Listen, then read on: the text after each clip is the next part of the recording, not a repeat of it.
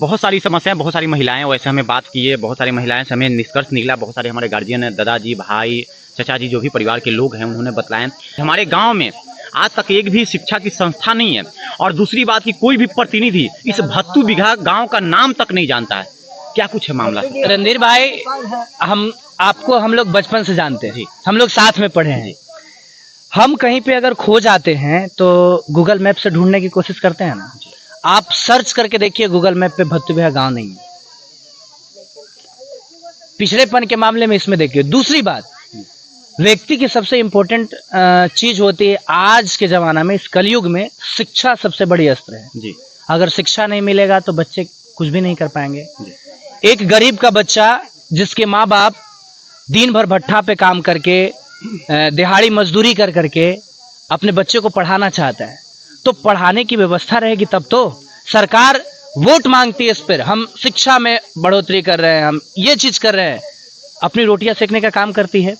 लेकिन कोई भी सरकार को, या फिर हमारे अभी वर्तमान जो सांसद महोदय है, उनको क्या ध्यान नहीं है कि हमारे ही संसदीय क्षेत्र में एक भत्तू बिघा भी गाँव आता है। वहां स्कूल होनी चाहिए कि नहीं होनी चाहिए? वहां के बच्चे पढ़ेंगे कि नहीं पढ़ेंगे? जरूरी है जी। तो हमारे गांव ये निर्णय ली है कि अगर हमारे गांव में शिक्षा नहीं तो वोट नहीं। क्यों वोट दें बताइए? अगर शिक्षा नहीं होता तो हमारे देश के जो संविधान के रचयिता बाबा साहेब अम्बेडकर हैं, वो तो एक बहुत पिछड़े वर्ग से आते थे। उन्होंने संविधान लिखा, यानी उनको शिक्षा के लिए स्कूल भली भांति मिली तब तो। प्रारंभिक शिक्षा के लिए हमें प्राथमिक विद्यालय भी तो जरूरी है। हमारे गांव में प्राथमिक विद्यालय भी नहीं है। और ऐसा नहीं कि हमारे गांव में विद्यालय नहीं, विद्यालय हैं लेकिन यहाँ भवन नहीं है। दूसरी बात, हमारे गांव के आसपास जो भी बच्चे जाते हैं, जैसे हमारे गांव में जो छोटे बच्चे हैं, तो एक तो हमारे गांव रोड के नजदीक है, SS69 के बगल में बसा हुआ है। इसके बगल में एक चूलन बिघा गांव है, वहां पे प्राथमिक स्कूल है। यहाँ रोड पे एक साजीवन दरगाह गांव है, यहाँ प्राथमिक स्कूल है। हम लोग जब पढ़ते थे, हम लोग के समय में बात है, तो उस समय यहाँ से जब बच्चे पढ़ने जाते थे तो देखते हैं कि जहां भी जो लोग जाता है ना, अपनी दादागिरी दिखाते हैं। हम लोग के साथ भी ये हुआ है। क्या आज के बच्चे के साथ वो नहीं होती है? बिल्कुल होती है। हमारी बच्चे को ही छोड़ दीजिए आप, हमारे गांव के जो शिक्षक है ना, उनको भी प्रताड़ित किया जाता है। क्यों? क्योंकि आपके पास भवन नहीं है। आप अगर किसी के यहाँ जाते हैं सर, तो आपको 2 दिन 4 दिन 5 दिन इज्जत से रखा जाता है। छठा दिन आप उसको बोझ लगने लगते हैं। उसकी स्कूल के लिए खुद ही अपना भवन नहीं है, वो हमारे बच्चे को कहां पढ़ाएगा? रणधीर भाई, आप एक चीज सोच करके देखिए, हम पढ़े लिखे नहीं होते, आप पढ़े लिखे नहीं होते, या फिर जो लोग नहीं पढ़े लिखे होते, तो हम लोग सभी लोग तो नेता नहीं ना बनना चाहते हैं। पढ़ो चाहे मत पढ़ो, उसमें कोई एग्जाम नहीं देना है, पैसा है, सोना के चम्मच लेके पैदा हुए हैं, नेता बन जाएंगे। तो फिर वही हम लोग गरीब व्यक्ति नेता कैसे बने? गरीब व्यक्ति ऊपरी पायदान से जुड़े कैसे? इसके लिए हमें क्या करना होगा? सबसे बड़ी अस्त्र है शिक्षा। शिक्षा वो शेरनी का दूध है, जो पिया वो दहाड़ा। आज हम दहाड़ रहे, इसका बदौलत क्या है? शिक्षा। और ये भी शिक्षा के लिए हमारे गार्जियनों को कितना मेहनत करना पड़ा होगा। पहले गार्जियन मेहनत किया, बाद में हम मेहनत कर रहे हैं। अभी तक स्कूल इस गांव में नहीं पहुंचा। हमें नहीं लगता कि पूरे बिहार में इस तरह की कोई गांव होगी जहां स्कूल नहीं है। आप भी बहुत जगह कैंपेनिंग करते हैं, रिपोर्टिंग करते हैं, आपने कभी ऐसा गांव देखा? नहीं, हमारे क्षेत्र का पहला वैसा गांव निकला, और चलिए वो भी गांव हमारे दोस्त का निकला, जिससे के साथ हम लोग 2014 में शिक्षा प्राप्त किए हैं। उस हमारे दोस्त का गांव निकला। उस गांव में अब ये जो बता रहे, जिस प्रकार से एक दर्द भरी घटना हम इसको कहें, वो भी कम पड़ जाएगा। क्योंकि लोगों का कहना ही है, चाहे मंत्री हो चाहे बड़े बड़े नेता, कि अगर हमारे पास पैसा है तो हम कुछ भी कर लेंगे। लेकिन जो वैसे किसान मजदूर जो दूसरे के खेत खलिहान में काम करते हैं, वो सिर्फ मजदूर ही रह जाएंगे, उनके बच्चे भी मजदूरी कर करके आएंगे। ऐसा नहीं है कि इस गांव में टैलेंट की कमी है। आपको खुद पता है, हम भी इधर पढ़ा रहे, अगर टैलेंट की कमी होती तो यहाँ शिक्षक नहीं होते। यहाँ बच्चे पढ़ने के लिए ललायत हैं, उनके पास संसाधन की कमी है। उनके पास संसाधन ही नहीं है, कहां से पढ़ेंगे सर? ऐसा नहीं है कि बच्चे, हमारे यहाँ के बच्चे जो हैं, वो बच्चे दूसरे गांव के स्कूल में पढ़ने जाते, यानी लालसा है पढ़ने का। ऐसा नहीं कि लालसा नहीं, इनके अंदर लालसा भी है, जुनून भी है। गार्जियन भी चाहते, जो 2 रुपया कमाते हैं, ये गांव में बहुत अंबानी जैसे लोग तो है नहीं, सब गरीब घर के लोग हैं, और सब अपने बच्चे को पढ़ाना चाहते हैं। हमारे गांव की जितने भी महिलाएं पुरुष का भीड़ लगा हुआ है, किन्हीं से आप पूछ दीजिए कि सांसद महोदय को आप जानते हैं, कोई चेहरा तक नहीं जानता, नाम केवल जानता है, जी के याद करता है कि अभी वर्तमान सांसद कौन है, तो चंदेश्वर प्रसाद चंद्रवंशी। तो हम ऐसे ईंट का उपयोग घर में नहीं करते जो टेढ़ा हो जाता है, हम और वैसे सांसद का उपयोग क्यों करें।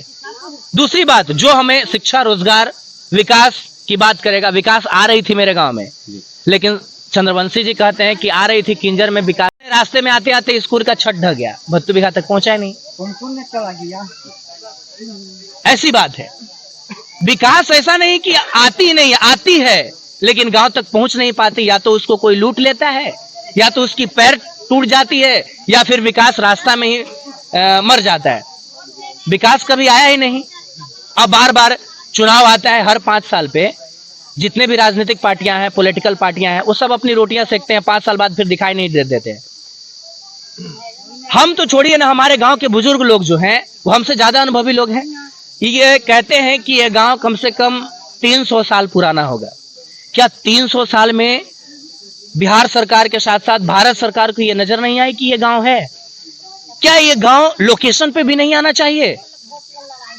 आप वोट लेना रहेगा तो भत्तू बिया के वोटर लिस्ट बनाते हैं, लोगों को वोटर लिस्ट में नाम जोड़ने का काम करते हैं। किस लिए? वोट लेने के लिए। और यहां कोई नेता का बेटा तो है नहीं सर कि कोई नेता बनेगा, सब गरीब का बेटा है।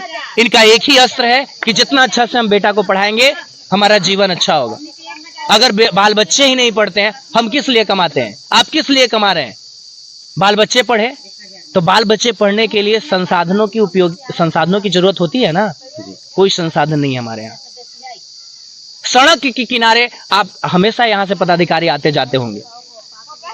बच्चे, यहाँ के बच्चे, जवान, बूढ़े, जितने भी लोग हैं, सब ने मिलकर सड़क प्रतिबंधित करके सरकार तक पहुंचाने की कोशिश किया, फिर भी आवाज नहीं पहुंच रही है। वो तो आपका बहुत बहुत शुक्रिया है कि अपने मित्र के नाते आपको जैसे ही पता चला कि वहां प्रॉब्लम है तो आप बेझिझक पहुंच गए। इसके लिए हम आप लोग पूरे गांव की तरफ से शुक्रिया अदा करना चाहते हैं। पूरा गांव की ये कहना है कि अगर हमारे गांव में शिक्षा नहीं तो वोट नहीं, शिक्षा मिलेगा वोट मिलेगा। ठीक है, आपने अभी कुछ देर पहले आप पूछ रहे थे कि तेजस्वी जी रोजगार की बात करते हैं जी, तो ठीक है, तेजस्वी जी रोजगार की बात करते हैं और जीतेंगे तो ये भी हम कंफर्म नहीं कर सकते कि वो रोजगार देंगे या नहीं देंगे। अभी तो तत्कालीन अगर व्यवस्था देखी जाए तो 17 महीनों की सरकार उनकी रही थी जिसमें किए थे, लेकिन हो सकता है कि विपक्ष में सरकार जब किसी और की आ जाती है, जैसे आप दिल्ली में देखें केजरीवाल की सरकार थी, क्या वहां शिक्षा के विकास नहीं हुआ? आप झारखंड जाइए, हेमंत सोरेन को देखिए, वहां की शिक्षा पद्धति आज भी अच्छी है। लेकिन हमारे यहाँ की शिक्षा पद्धति 1991 के तहत चल रहा है। बिहार की शिक्षा पद्धति, बिहार की शिक्षा पद्धति को ही नहीं देखा गया है। कैसी शिक्षा व्यवस्था है? ये भी तो हो सकता है ना सर कि अगर हमारे बिहार के बच्चे पढ़ लेंगे तो उन्हें जानकारी हो जाएगा, नेता बन जाएंगे, फिर हम लोगों की मौका नहीं मिलेगी, समझदार हो जाएंगे। समझ गए? पॉलिटिकल पार्टी या फिर जो भी राजनेता है वो तो चाहते ही है कि जनता मूर्ख हो, जनता कुछ बोलना ना चाहे, तब तो हमारी रोटियां सिकेगी, तब तो हम ही मंत्री बन पाएंगे। समाजवाद की जगह परिवारवाद फैला रहे। आप बताइए, आप पढ़े थे तो हम लोग पढ़े थे कि कार्ल मार्क्स कहे थे कि मतलब एक दिन मजदूर ही राजा बनेगा। बिल्कुल। यानी इनका कहने का प्रत्यक्ष मतलब था कि लोकतंत्र में जनता ही मालिक है। हाँ। लेकिन हमें लगता है कि आज की सरकार तानाशाह हो गई, यहाँ जनता मालिक दिख ही नहीं रही है। कहाँ हमारे गांव में तो कोई जनता मालिक है। वोट देते हैं और वो भी जबरदस्ती वोट ले लेते हैं। अब लोग कहता है कि कोई दारू पी करके वोट देता है, पैसा दे करके। अरे भाई, हम इतना गरीब है ना कि सोचते हैं कि वो उसका ही पैसा से एक टाइम का भोजन मिल जाए। क्या करेगा लोग, इसलिए मजबूर है। तुमको तो ये बात समझनी चाहिए कि हम एक नेता हैं। क्या चाहिए आज बताइए तो? लेनिन को रूस में इतना पूजा क्यों जाता है? मात्र 17 में बने और 24 में मर गए, ज्यादा दिन सत्ता में भी नहीं रहा। अभी तक उनकी बॉडी को फॉर्मेलिन में डाल करके रखी गई है, और वो भी आने वाले जनरेशन देखेगा कि कैसा नेता था। तो हमें वैसी नेता की आवश्यकता है ना। लेकिन आजकल के नेता पता है, करोड़ रुपया, कुछ लोग बता रहे थे, उतना तो हम राजनीतिक ज्ञान नहीं है, हम उस पेशे से जुड़े हुए हैं नहीं, तो कुछ लोग बता रहे थे कि चंद्रवंशी जी 1 करोड़ देकर के टिकट खरीदे, इसीलिए वो लूट लेते हैं। काम 1 करोड़ पूरा जब तक नहीं होगा विकास थोड़ी होगा। अब विकास के चक्कर में बार बार पिंकी जन्म ले रही। ऐसे हैं हमारे। और हम तो जैसे 5 साल पहले जीते थे ना, चंद्रवंशी जी, तो उसके बाद तो लगता है कि कभी हम देखे ही नहीं है। बूढ़ा हो गए, बच रहे हैं अभी चंद्रवंशी जी बच रहे हैं कि नहीं ये भी पता नहीं हम लोग को।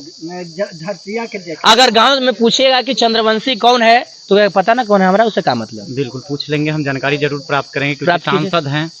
अच्छा सर, दो पार्टियों का भी लड़ाई है, छोटे से उस पर भी हम चर्चा कर ले। एक तरफ बीजेपी और दूसरी तरफ आरजेडी ज्यादातर बिहार में घमासान है सर। तो बीजेपी के कार्यकलाप सही है या आरजेडी का कार्यकलाप सही है? देखिए, मेरे नजर में जितने भी पॉलिटिकल पार्टी हैं, कार्यकाल की बात किया जाए तो कार्यकाल जिसके समय में ज्यादा विकास हुआ, हम तो बीजेपी की बात ही नहीं करेंगे क्योंकि हमारी क्षेत्रीय पार्टी यहाँ की जेडीयू चली थी, उसी की सरकार गठबंधन बना करके कभी वो लोग कहते हैं कि नीतीश कुमार पलटी मार रहे हैं। हमें नहीं लगता कि वो पलटी मारते, पलटी तो उसके राजनीतिक पार्टियां मारती है। बीजेपी पलटी मार रही है तो कभी आरजेडी पलटी मार रहे हैं। नीतीश कुमार तो वही स्तंभ पे खड़े हैं, इधर भी मुख्यमंत्री उधर भी मुख्यमंत्री, दोनों तरफ वो कहते हैं कि हम सबका हैं। तो जो भी राजनीतिक पार्टी, ऐसा नहीं कि विकास नहीं करता है, जो शीर्ष नेतृत्व है, चाहे वो तेजस्वी जी हो, चाहे वो मोदी जी हो या नीतीश कुमार जी हो, कोई भी हो, सब लोग विकास को चाहते हैं, तभी उनको लोग शीर्ष नेतृत्व, इतना सारा लोग विश्वास करता है, लेकिन नीचे नहीं आता है ना, जमीन तक विकास कहां पहुंच रहा है, जमीन तक नहीं पहुंच पा रही है। देखिए लोगों का कहना है कि आने वाले जब भी चुनाव आता है तो नीतीश जी पलटी मार देते हैं। या तो चलिए आप कह रहे हैं कि नीतीश जी नहीं, उनके वैसे विपक्षी पार्टी पलटी मारता है, तो चुनाव के ही समय में ऐसा क्यों होता है सर? चुनाव के समय में प्रत्यक्ष रूप में लोगों की बातें खुलकर के आती है। जैसे आप मीडिया वाले हमारे गांव में आए तो गांव वाले से बाइट जो लेते हैं तो पता चलता है, और ये चीजें नेता लोग देखते हैं ना कि जनता का माहौल किस ओर है। और अभी आप भली भांति जानते होंगे, चाहे दुनिया कुछ भी कह ले, एक हवा जो बह रही है परिवर्तन की लहर, वो आपको भी बहुत अच्छा से पता है। लेकिन हमारे गांव में ये चीजें अभी जितने भी लोग हैं वोट उसी को करेंगे, चाहे वो बीजेपी हो, आरजेडी हो, किसी भी पार्टी का हो। जो हमारे गांव में स्कूल की बात करेगा वोट उसी को देंगे हम लोग, और नहीं तो वोट पूरे गांव बहिष्कार करेगा, 1500 वोट नहीं देंगे और वोट प्रतिशत घटेगा। और देखिए आज हम जिस जगह पे आए ना, आज पहली बार भी जिस प्रकार से लोगों का कहना होता है ना कि कोई आया है, जैसे हम एक मेहमान बन करके आए, स्वागत में देखिए पूरे गांव इकट्ठा हो गए। ये पहले मेरे चैनल पे वीडियो ऐसा जाएगा